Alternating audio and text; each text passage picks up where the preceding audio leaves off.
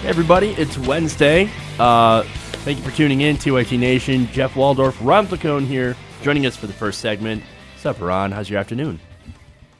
What's going on, Jeff? Good to see you, man. Yeah, good to be here on the air. Got some great stories. We're gonna talk about net neutrality. It's Nice. gonna be a good story. You're gonna love this, Ron. Believe me. AT&T says it wants net neutrality now. Yes. Oh Yes. boy. We've got that story. Real quick, I want to do a rundown here. We'll talk about the immigration bill that Republicans are going to want to push on the Democrats. Come, February 8th is when the funding resolution runs out. The temporary extension of funding for the government. So get a load of the Republican demands. Then we've got Mick Mulvaney. We'll talk about the CFPB, what he's changing there. Millennials are basically, well, they've killed another industry, Ron. Shucks. Shocked and chagrined. Alabama, of course, special elections. And, of course, there is a camel beauty pageant. Scandal. There's scandal in this camel beauty pageant. We're going to be talking about that. We're covering the important news right here on the nation. All right. Before we get started, hey, everybody at home, please give us a like and a share if you haven't already. Get the word out because Ron's only here for a short amount of time. So, share it out so you won't miss him. All right. That said, let's get to it, man.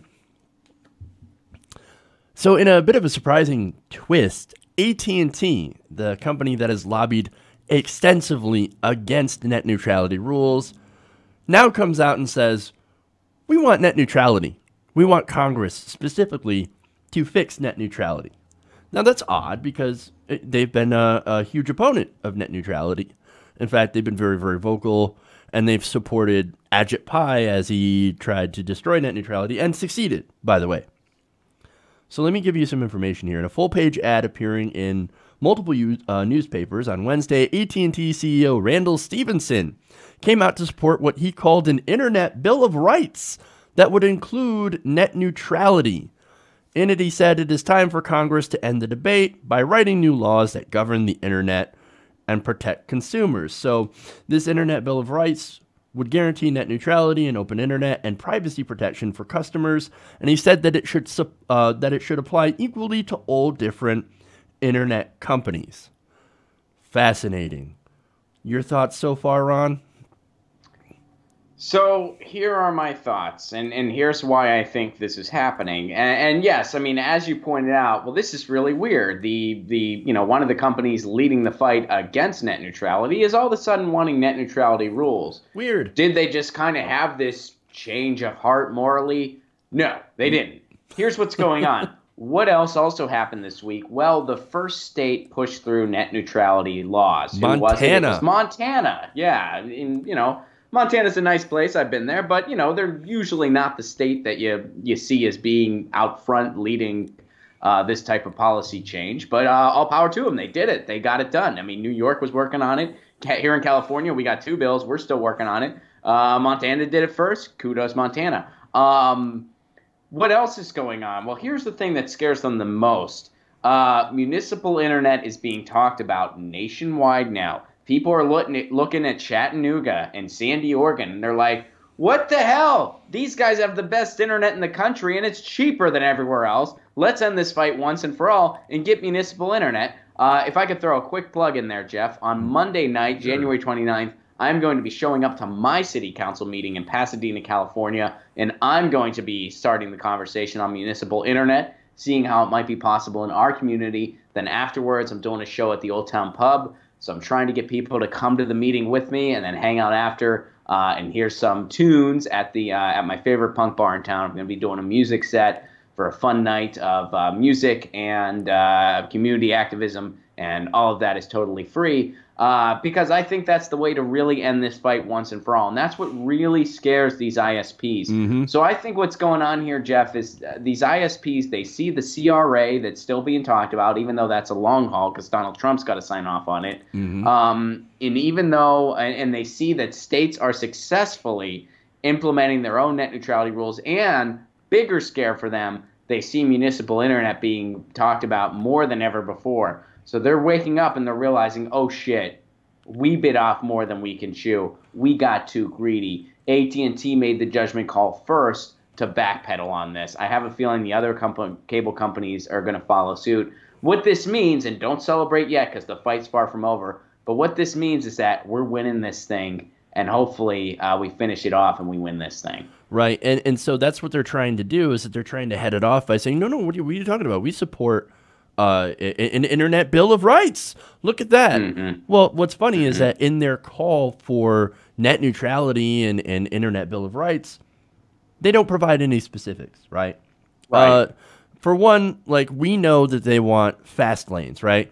We know that they'll basically say, okay, well, look, we're not going to block or throttle, okay? So they made the promise at least that they're not going to block, right? But fast lanes, that's what they want. Comcast has already been secretly setting up their own fast lane programs. And look, different ISPs, even while net neutrality was in effect, or I should say the lead up to the 2015 net neutrality rules, before we actually had the rules, and while it was more of like an understanding that these it was companies, like an unspoken understanding. right, that these companies would not violate net neutrality, they were violating net neutrality, which necessitated these rules.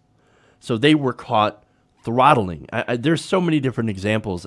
I can't recall them off the top of my head of companies that were violating net neutrality in different ways, and they got caught, and they got in trouble, and that led the FCC under Tom Wheeler to think maybe we should do something about net neutrality, and so maybe we should have tried that. It led the people to want something to be done about net neutrality. Fair enough, you know? and then we pressured Tom Wheeler. I think it's important to point that out, Jeff. And I know you didn't just not say that on purpose, but I do think it's important to reiterate that, because people, when you have people even on the left that, say Obama gave us net neutrality, let's pat him on the back, this is all Trump's fault, you're actually hurting you're hurting the net neutrality cause, because that's like the best anti-net neutrality argument. People say, well, we've only had it since 2015. Was the internet different prior to 2015? Is it different now than it was back then? And it's like, no, that's not true. We've had net neutrality since the advent of the internet. Right. It was an unspoken rule. Understand law. Then when people violated that law and got called out for it, the ISPs took the FCC to court, and they won because we didn't actually have solid net neutrality protections. Mm-hmm. And the court basically said to the FCC, look, if you just designate this Title II, you got net neutrality. The FCC didn't want to do it. The FCC was like, oh, well, I guess we lost, because Tom Wheeler was a cable lobbyist. Come on. That's true. But the public crashed the FCC website, so we got net neutrality. So, yeah, I mean, that's big picture what's going on here. And yeah, AT&T, this is little more than just a publicity move. Basically. But this publicity move is an indication that we're winning this thing, and AT&T kind of sees they kind of see the writing on the wall. So now they're thinking, well, what's a way where we can still get away with some bullshit? Well, we get the people that we've bought out to kind of write this separate set of rules, separate from the FCC, so it's not a Title II designation. We don't have to follow those rules. Maybe we'll get something that still pretty much gets a free and open internet, but we might have a little bit of wiggle room so we can profit as much as possible. So, guys, the fight is working. Let's keep it up. Right. Let's urge the CRA. Let's continue to get state laws. And most importantly, because this is what scares the ISPs the most, let's get municipal internet. The internet belongs to we the people. Let's take it back. Absolutely. So, hey, I was going to say that same thing as far as let's continue to fight for municipal internet, but you got it. So, all right. Thanks, Ron. Thank you, Jeff. Always a pleasure. Sad that you're leaving already. I'd like to go over more stuff with you, but I know you got to go. Thank you for joining me. Appreciate it, man. And we'll see you next week. All right, buddy. Always All a right. pleasure. Take care. You too. Bye. All right. So here's what we're going to do. I'm going to take a quick minute break. We'll be back. We got more stuff. We're going to talk about including the reason why the Democrats should never fold and the reason why they do. Stay right here.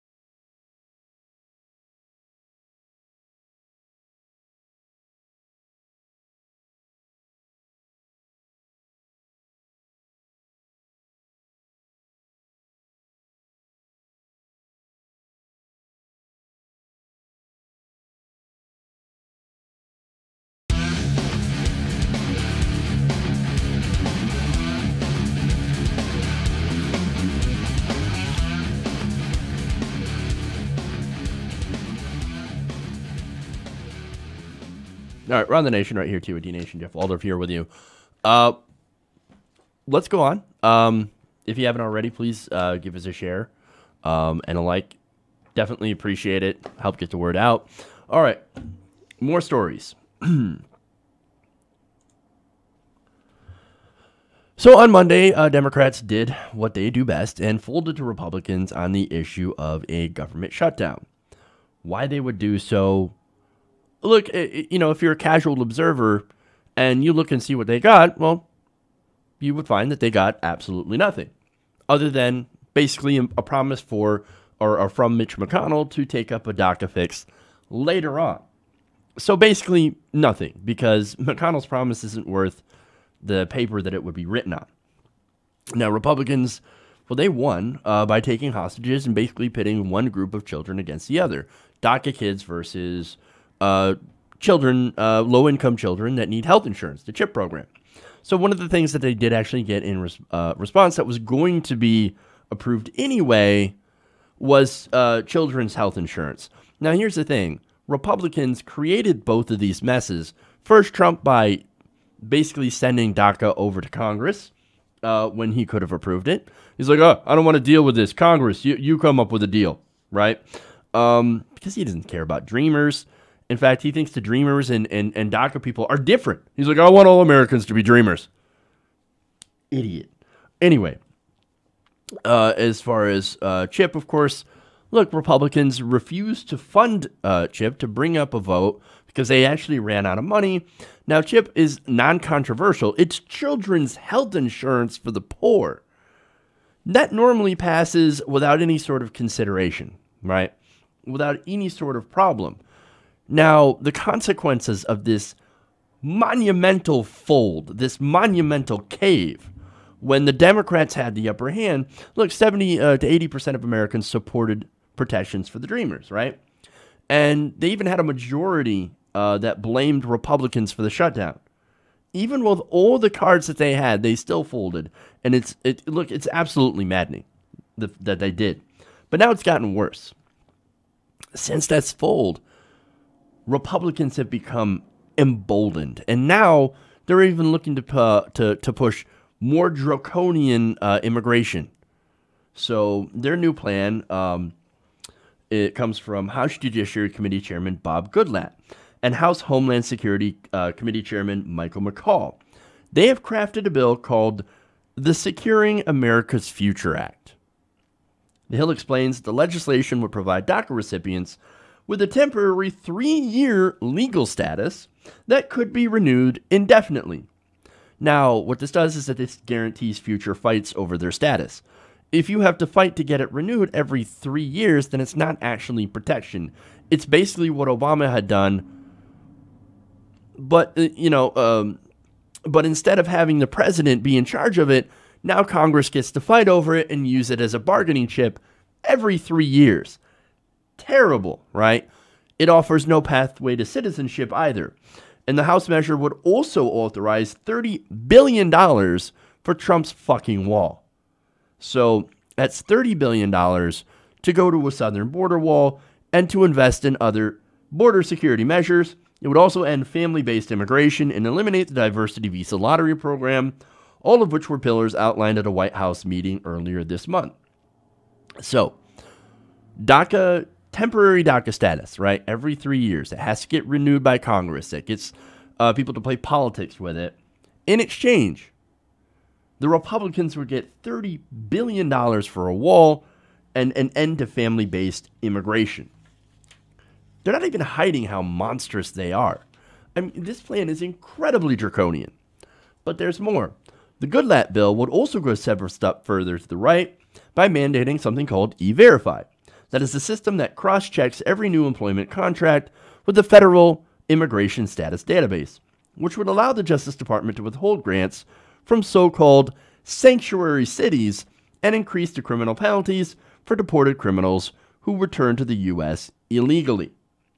Under the proposal, immigration levels would be reduced by 25% overall, according to bill sponsors. So that right there, reducing immigration, well, that's the whole point. That's, to put it in the words of Ann Coulter, to stop the browning of America. So this has got Stephen Miller, Steve Bannon, even though he's not anywhere near the White House, he is a strong proponent of very, very draconian immigration measures, as well as the conservative base written all over it. So congratulations, Democrats. What you've done by folding is that you've given the Republicans a stronger position on negotiation by caving on what was really the most basic things that you could ask for. DACA protections, permanent DACA protections with a pathway to citizenship. That is the very basic thing that you should be asking for, and you couldn't even stand strong on that. And now the Republicans are like, you thought our deal was bad before. Check this out. Hold my beer. We've got an even more right-wing, more monstrous position for you. And you know what? Now that we know that you'll fold, we're gonna push it on you. Here it comes. So, look, the Democrats, they have shown that they're terrible at negotiation. But, look, nobody's that bad, right? Nobody's that bad unless you're doing this on purpose. Nobody's that bad at negotiation. And the Republicans know that. The Republicans know that the Democrats are essentially controlled opposition, right? Because they're paid by the same people. That's why the leaders of another conservative group, the Republican Study Committee, had called on Ryan's leadership team to bring this bill to the floor. Mark Walker, I believe, said, Senate Minority Leader Chuck Schumer is once again overplaying his hand on immigration, trying to paint his solution as a foregone conclusion. I'm going to get to what that solution actually is later. He says the reality on the ground is that his extremist proposals are a non-starter in the House. Walker told The Hill. We have a workable path forward with the Goodlatte-McCall bill, and that's the bar set in the House. So that calling for a permanent DACA fix and not using these people as a political bargaining chip, that's an extremist position, according to the Republicans. And giving $30 billion to a wall that isn't actually going to work, that is not an extremist position? You've got to be kidding me. Hey, Democrats, do you still think McConnell's promise is worth a damn? We have Republicans in the House saying that, hey, man, look, we've got a workable path towards this incredibly draconian bill. In fact, this is the bar we've set in the House. If that's the bar, it's over. Look, here's what's going to happen, right? Republicans are going to bring some form of this bill, and there's not unanimous consent, on this bill. I think there are some moderate members that are like, whoa, that's a little too far. So they might do some tweaks here, right? But overall, it'll go through the House. It'll end up passing in some form or the other. Democrats will, of course, object when it comes to the Senate. They'll change a few numbers around. Instead of maybe giving $30 billion to the wall, we'll give $25 billion to the wall. And then maybe they'll allow dreamers to stay maybe 6 months, a year, or 5 years instead of 3 years. A little bit longer, but still, nonetheless, they're going to have it in control of Congress so they can use it as a bargaining chip. Any giveaways to the Democrats are likely going to be very, very small, but knowing the Democrats will, of course, take it. And then, crazily enough, right? And this, again, this is what frustrates me about the Democrats. They'll take what they're given, and they'll declare victory, and then wonder why the voters despise them, why the voters feel like the Democrats have abandoned them. They are weak. They had McConnell in the corner, right? During this shutdown, they had the support of the American people on DACA, on CHIP. Even most people were willing to blame the Republicans for the shutdown, and Donald Trump specifically. And what do? They pissed it away. Oh, but no, the Democrats are saying, no, we're playing three-dimensional chess here. We're going to have McConnell. He's going to have to follow his promise. He made a promise. As if the Republicans don't consistently lie all the time. Yeah, of course they lie. And they're lying to you this time. Look, McConnell's not going to bring this up. And if he does, then he's going to tack on the Senate.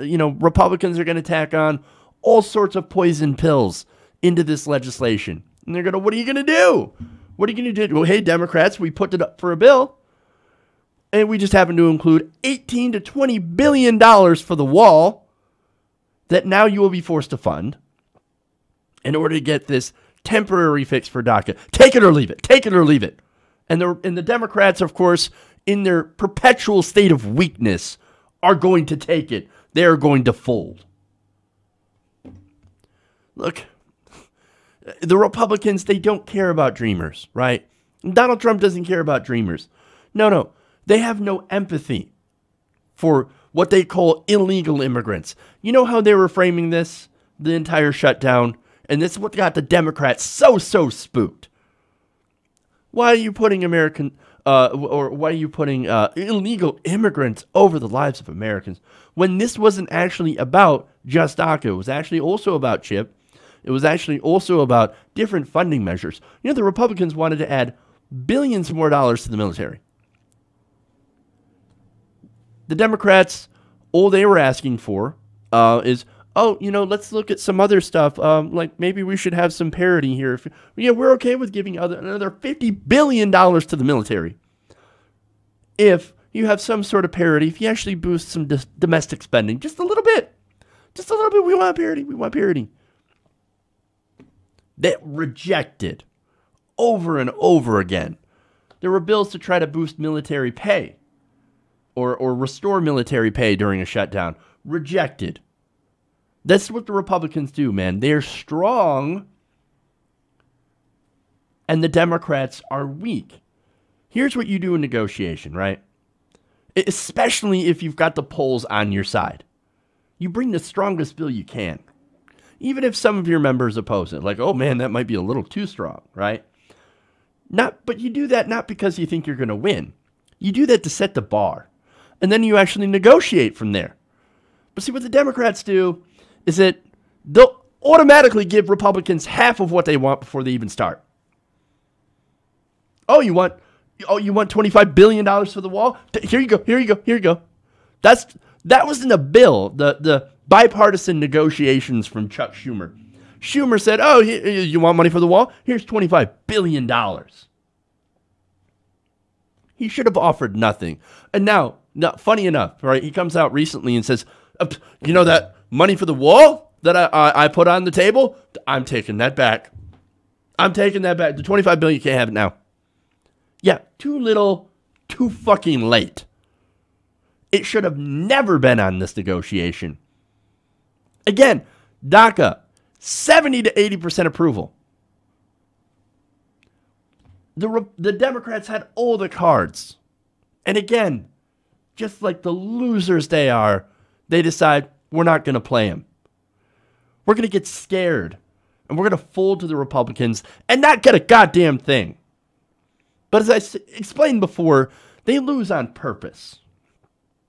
Their donors, and again, and a lot of the same donors for Republicans are the same for the Democrats. They all take money from the same people. They did not want to shut down. The markets did not want to shut down. The bankers, the financial industry, they didn't want to shut down. It hurts the stock market. And how dare anything hurt their beloved markets? In fact, the Democrats they talked to said they had a high anxiety over a prolonged shutdown. They thought, oh my God, it went on 3 days. Oh my God, what are we going to do? What if it goes on longer? What are we actually doing here? We're hurting the markets. We've got to stop. Weak. Look, this is the consequence of a political party that doesn't actually care about their own constituents, but is paid to lose to the Republicans over and over again. What could I do? What could I do? You stick to your goddamn principles. I think you're supposed to lead with your values. You're not leading with anybody's values. You're not leading with your own values. You don't even understand what your own values are. All you do is sit there and take more donor money and then lose to Republicans over and over again. The Democratic Party makes me sick. Fucking losers. Look, if you're going to shut down the government, right, don't do it as a stunt. At least do it for a goddamn good reason. And actually get something in return from it. Or else you're going to end up looking weak, you're going to end up looking petty, and you're going to hurt yourselves in the end. And that's exactly what the Democrats have done. Worst party. Bunch of goddamn losers. Can't stand them. Okay.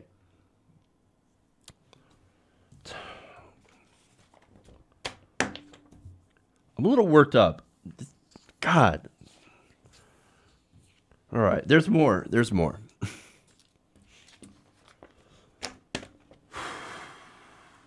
All right.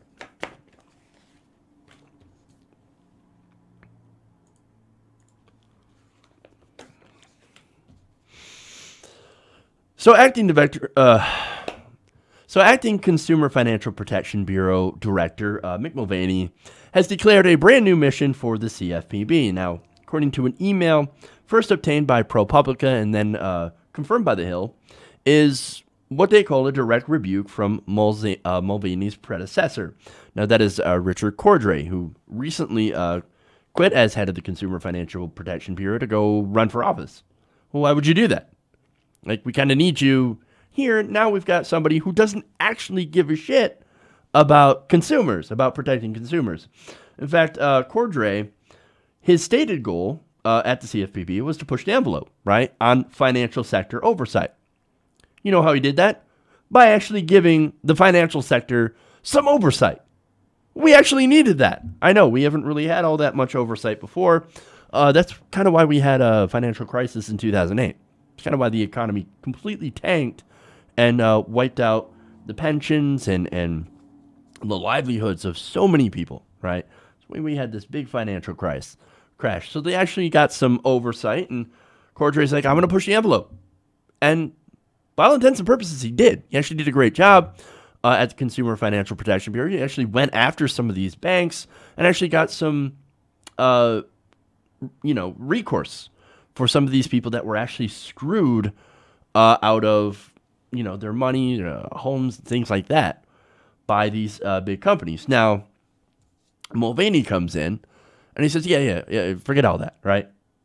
He said his Cordray's mentality, quote, frightens me a little, and then insisted in this letter, in this email, that he would reorient the Bureau towards enforcing and not creating laws. We're going to get to how he's enforcing these laws, right? But let me break this down. So Mulvaney looks at Cordray and says, oh man, his mindset frightens me. The thought of actually going after corporations that screw over the consumers, that is scary. That frightens me. It gives me nightmares. Really? How are these corporations supposed to make money with all these stinking rules from the Consumer Financial Protection Bureau? They are breathing down our necks. We don't like it. We hate it. We hate it. This is why Mulvaney, when he was in the Senate, first he voted against the Consumer Financial Protection Bureau. He didn't want it created in the first place, right? And then voted to kill it countless times with the rest of the Republicans. He once called this a sick, sad joke. I know what the sick, sad joke is. And it's not the agency that's actually there to protect consumers. Now, in his email, he writes, "The law mandates that we enforce consumer protection laws. And we will continue to do that under my watch." He also explained that he pledged not to shut down the Bureau because, quote, "the law doesn't allow that." Hey, man, look, if I could, I'd shut it down today. I hate this department. I love giant multinational corporations. I love the payday lenders. They give me so much money. They gave me lots of campaign contributions when I was in the Senate, and I'm just giving their return on investment. That's what this is. But this stupid law, Dodd-Frank, which we're dismantling at the moment, but look, it makes me pretend to have to give a shit, right? To actually have to do something. But as I'm going to show you, they're not doing anything. And in fact, they don't plan to do anything.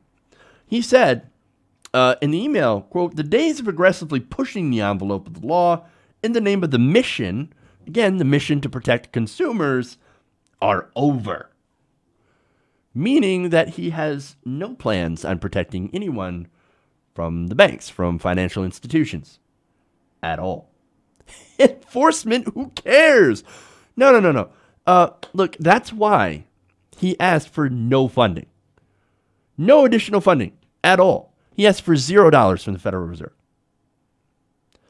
Hey, man, look, we got enough money to do what little enforcement we plan to do. It's not like we plan to actually do anything and actually go after the banks. A lot of the payday rules that we have put out, we have rescinded, actually, because we don't care. We're going to let the corporations and the banks do whatever the hell they want. That's their plan for the Consumer Financial Protection Bureau. But get a load of the justification. I love this, right? Prepare to get angry. He said, "We don't just work for the government. We work for the people. Those who use credit cards and those who provide those cards. Those who take loans and those who make them. Those who buy cars and those that sell them. If we crack down on these companies, well then, we could trigger some damage that could linger for years.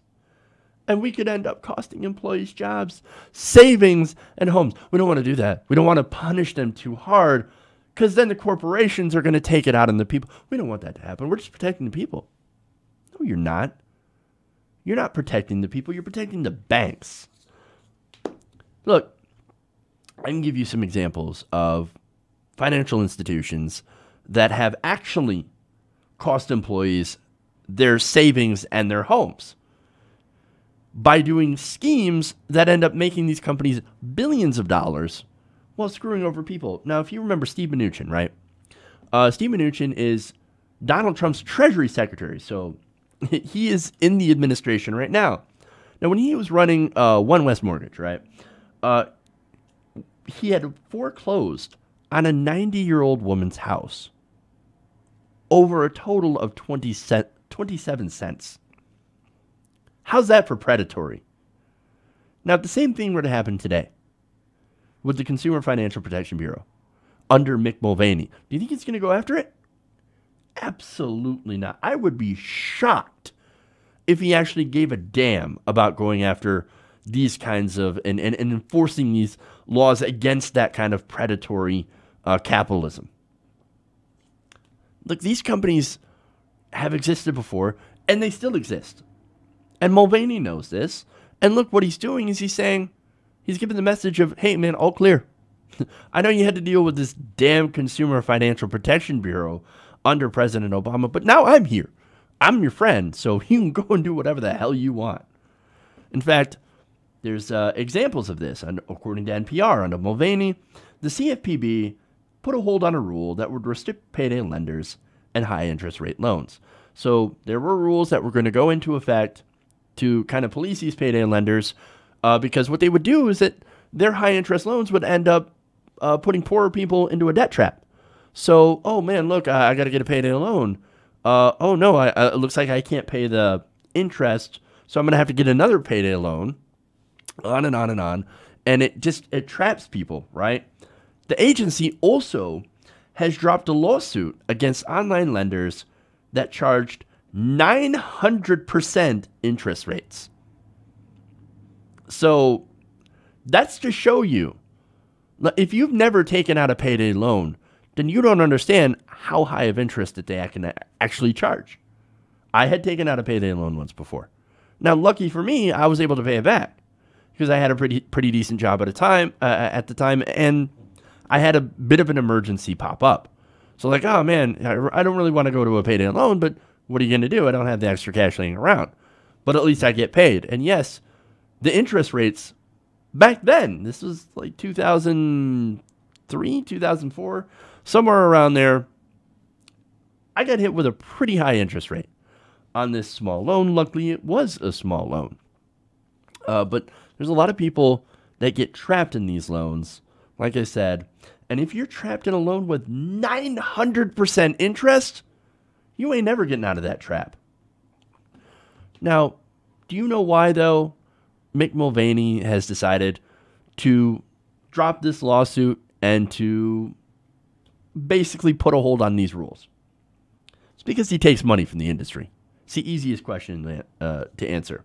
According to campaign finance records, Mulvaney had taken over $60,000 in campaign contributions from payday lenders when he was in Congress. That's the sick, sad joke here. Look, when you have somebody who was put in a position that actually wanted to get rid of that agency, and you put him in the head of the agency, what do you expect is going to happen? He was there to eliminate the agency. That's why Trump put him there. That's why the Republicans recommended him. Because, hey, man, look, you want somebody to take down the Consumer Financial Protection Bureau. That's the guy. This isn't an accident, right? This is what happens when you allow unlimited sums of money in our elections. You end up getting people who work for the corporations getting put into positions of power, who will then give them their return on investment at your expense. The way to solve this problem is to remove the corruption. In order to remove the corruption, you've got to get the money out of politics. It all comes down to the money. If you get rid of the money, you get rid of the corruption. If you don't get rid of the money, then the corruption is going to continue to fester.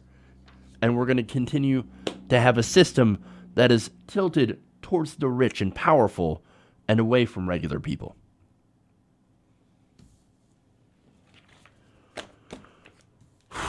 Okay. Moving on.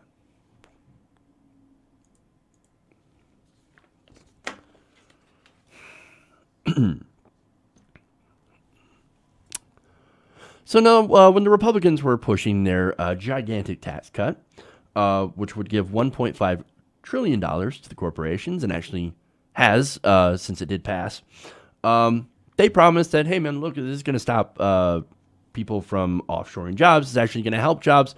We're actually going to get more and more jobs, right? These tax cuts, you sprinkle them on the companies, and they're going to create jobs, right? So how's that working out?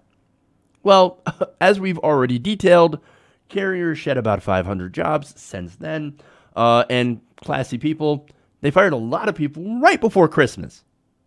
I mean, because, again, that's a classy thing to do, right? Comcast also did about the same thing, and actually paid people to keep it quiet. So people would get the severance package, not very big, but some sort of severance package if they just shut up about it. Again, this happened around Christmas. And now AT&T is also looking at laying off thousands of workers. So, but what about the bonuses, Jeff? There's these companies that are actually giving out great bonuses, and some are actually raising their wages. That's true. There are some that are raising wages, and yes, there's true. There are some bonuses, but a lot of these bonuses come with a little bit of a caveat. One of them, for example, Walmart, you have to be there for about 20 years. While that's happening, Sam's Club also is laying off hundreds of people if not thousands of people. So, look, that whole bonus thing, look, giving bonuses is nice, but it's nowhere near as beneficial as actually giving out actual pay raises, which they, in a lot of places, refuse to do. So, all that was a bit of a PR smokescreen, right? So, look, those are some of the layoffs. Now, we have even more. Kimberly-Clark, the maker of Huggies diapers and Kleenex tissues, announced on Tuesday that it will cut about 13% of its workforce globally, or at least 5,000 jobs, in a bid to reduce costs. According to CNBC, the Dallas-based company said that it plans to close or sell about 10 different manufacturing plants while expanding production elsewhere, though declined to say which plants are closing. So I wonder why that is. I wonder if any of those happen to be in America that they're closing, and then they're going to send them somewhere else, possibly where it's cheaper. Again, we don't know the answer. Maybe they're not closing any ones in America. Maybe I'm completely wrong, but I don't know. We'll see how that works out. Most likely answer here is yes, they're closing American plants and they're moving them somewhere else. I would be shocked if that's not what's happening. Now, in all, the company is anticipating more than $2 billion in cost cuts by 2021. That's about $1.5 billion will come from reducing costs within its businesses. An added $500 million to $550 million will come from its efforts to streamline its manufacturing supply chain and its overhead. So what all that means is basically we're eliminating a lot of jobs. But wait a minute. I thought the Trump tax cuts and more deregulation were supposed to create more jobs. I thought it was supposed to make us more competitive, that it would make these companies not want to leave the United States. And what about the stock market, right? Again, Donald Trump crowing about the stock market. Look how big the stock market's going. The markets are doing fantastic, and it's all because of me. Well, just because the market's doing fantastic doesn't mean that regular people are doing fantastic. Look, in reality, if you have a 401k, you're actually doing pretty good, right? And that's great. Hey, but unless you have that, or unless you have investments in the market, well then, this doesn't really impact you. If you're a regular working person who happens to lose their job because of this, well then you're screwed. Now, speaking of the stock market, right? For years, consumer companies have enjoyed what has been widely considered to be over-optimistic stock prices. Now, the names are grappling with the reality of a new landscape. Now, if you're not sure what that means, let me explain. See, a lot of these companies haven't actually been growing. They actually haven't been making more sales. But the stock market has been growing. Now, the reason for that is these companies are sitting on so much money that they've decided, you know what we're going to do with our money instead of actually expanding and creating jobs, because we can't create jobs if there's not as much demand.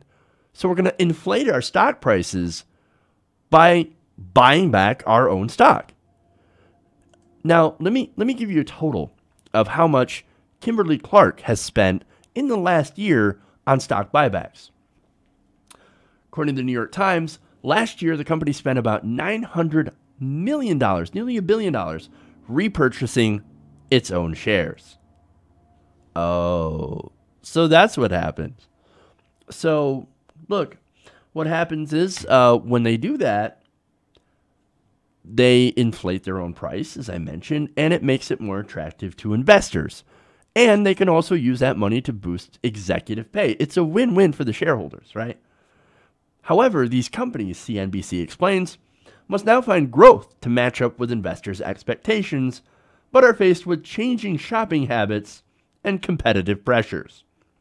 Basically, what they're saying here and what the situation is that the stock prices, look, inflating your stock prices doesn't work in the long run if you don't have the consumer, if you don't have people buying your stuff, right? If consumers aren't buying your products, then investors are going to be like, well, you have this huge stock price, but you're actually not doing very well. What's the deal? Oh, you must be just repurchasing your shares. Oh. Now, Making matters worse, CNBC explains, retailers are cutting prices in a fight for market share. Now, that's actually good for the consumer. It's always good to have price cuts, but in the end, again, if they're not actually having a lot of people buying their stuff, even with these price cuts, then that ends up, of course, hurting a lot of people who are actually making these things. Now, they said that retailers like Target and Costco need to attract shoppers to their stores rather than having consumers buy their stuff online. Meanwhile, retailers like Walmart, Aldi, and Lidl, all known for low prices, continue to open new stores and increase their influence. So the macro effect that's going on here, that's actually causing that, is these stores offer things for cheap. Most people no longer have that disposable income to go and buy things that are more expensive or to shop at more expensive stores. That's why you're seeing dollar store chains continue to increase while you've got higher priced stores, or, well, I shouldn't say higher priced stores, because since you have more billionaires and millionaires, those high priced, those super high end stores are actually getting more money and more business. But it's that middle of the road.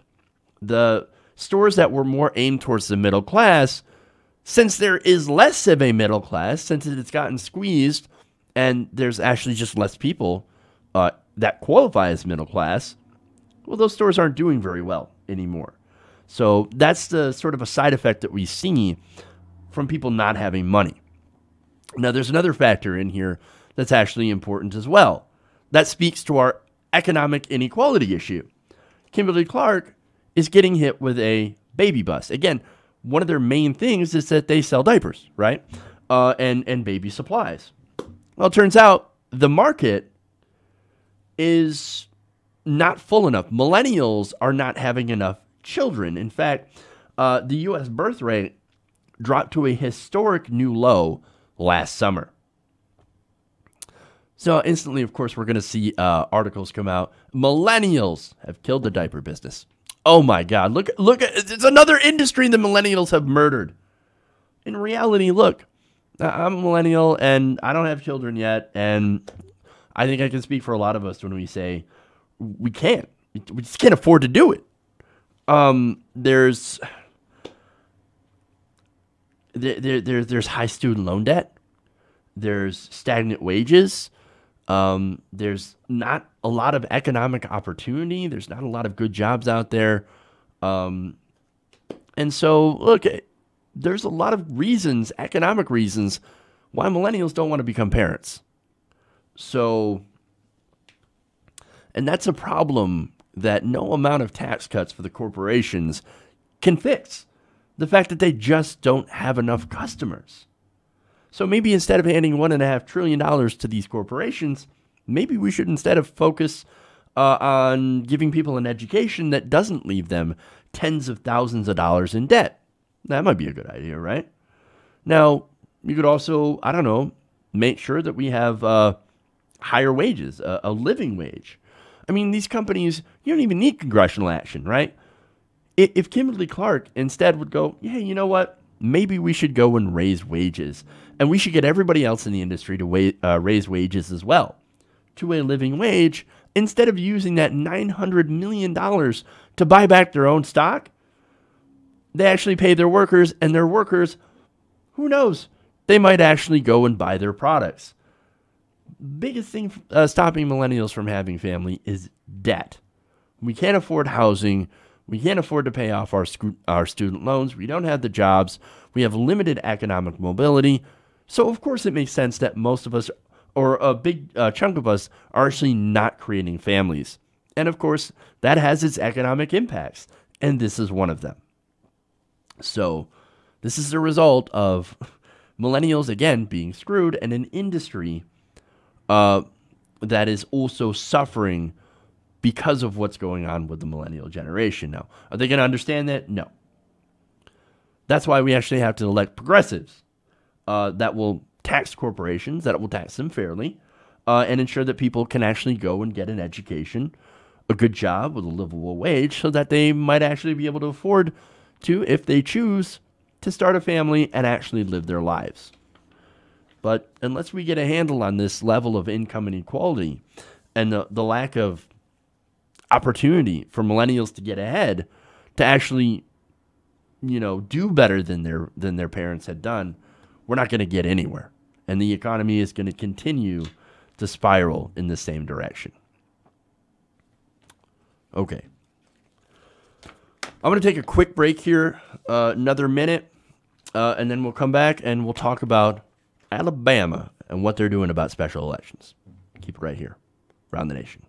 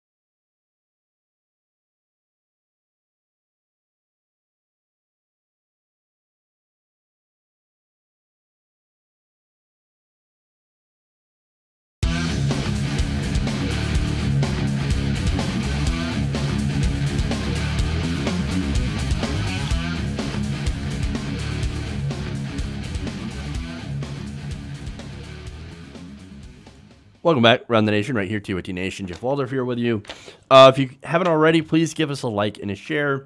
I want to thank the patrons, patreon.com/TYT Nation for supporting us. That's Patreon. That's how you can keep us independent and non-corporate sponsored, because it would be kind of hard to talk negative about the big corporations if I were funded by them. So I would rather be funded by you. All right. That said, another story, jump right into it. Let's go to Alabama.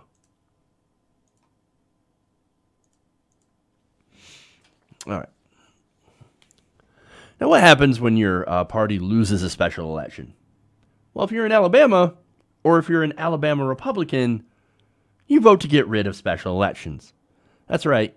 Instead of actually putting up candidates that are insane pedophiles, you're like, oh, let's just get rid of these special elections.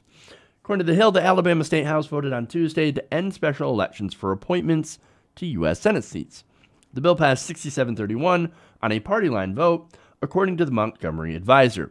Now, under the current law, The Hill explains, if a vacancy occurs in one of Alabama's Senate seats, the governor can appoint a temporary replacement and is required to hold a special election to fill the seat for the remainder of the term. However, State Representative Steve Klaus, his bill would change this law to require a special election to coincide with the next election cycle, allowing a governor's appointee to serve until the next general election, instead of forcing the governor to call an earlier election. So, okay. Klaus says, hey man, look, this has nothing to do with the special election that we happen to lose. No, it's have everything to do with the money.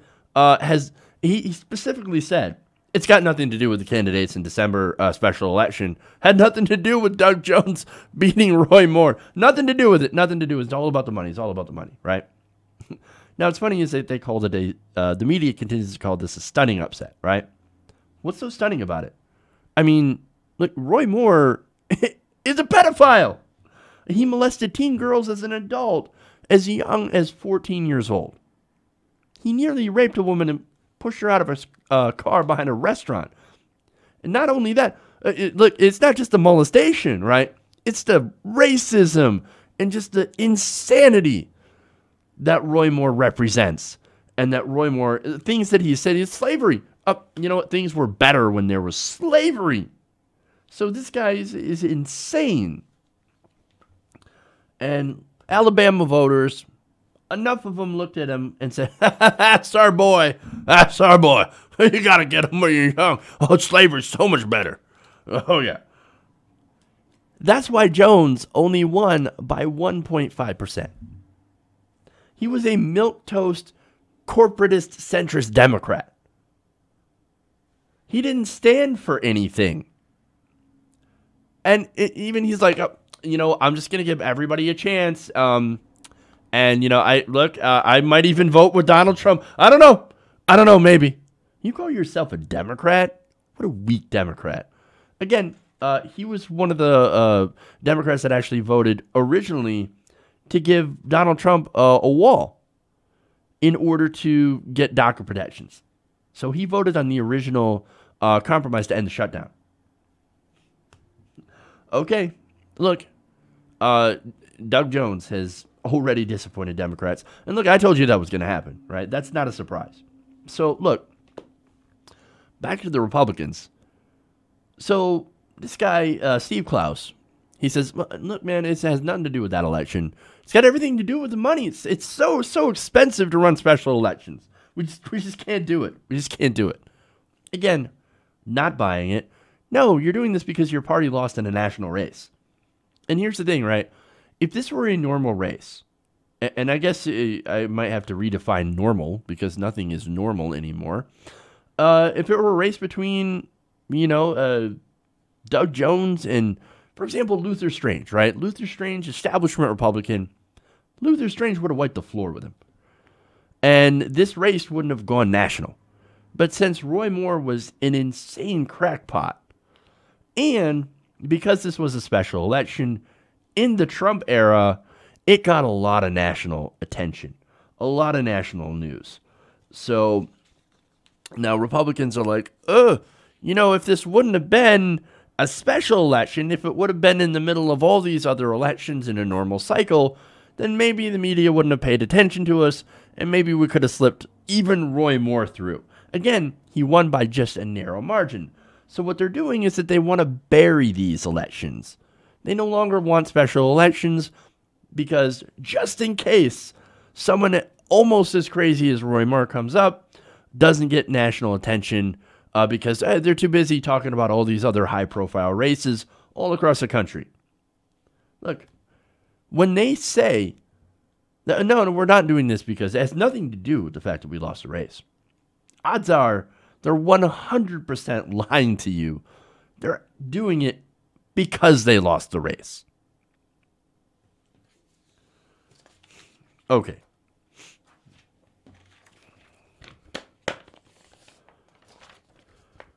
I've had a lot of anger today. Let's go to something ridiculous. Fun and ridiculous to end the show. I remember the days when we used to do ridiculous stories and not just anger. It's good days. It's good times.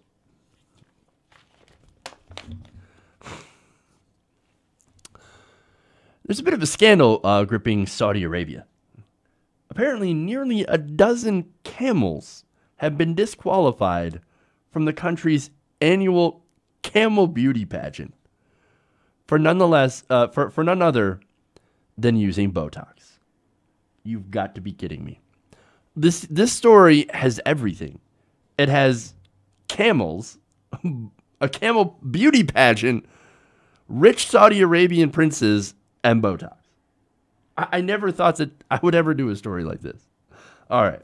So let me get to Reuters here, who says that the contest had been moved from its previous venue in the desert to the outskirts of the capital, Riyadh, where a jury would rate tens of thousands of camels based on their appearance.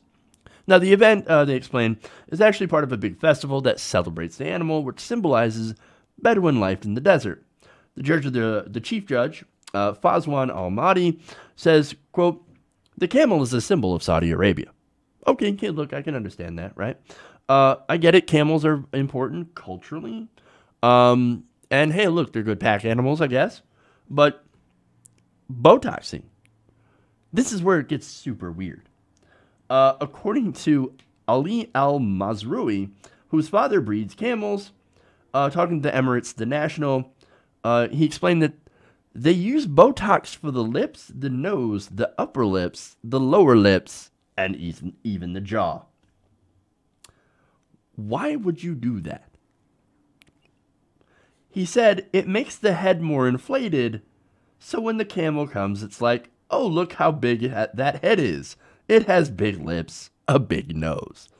That right there is, I think, the funniest, strangest sentence I may have read.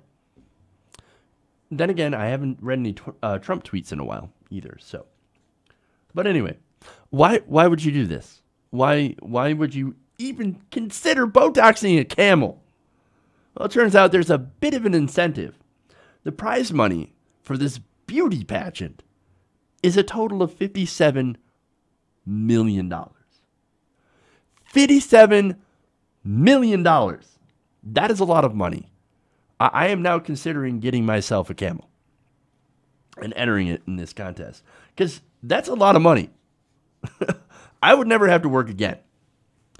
And so, thanks to that prize money, over 30,000 camels have been entered into the show.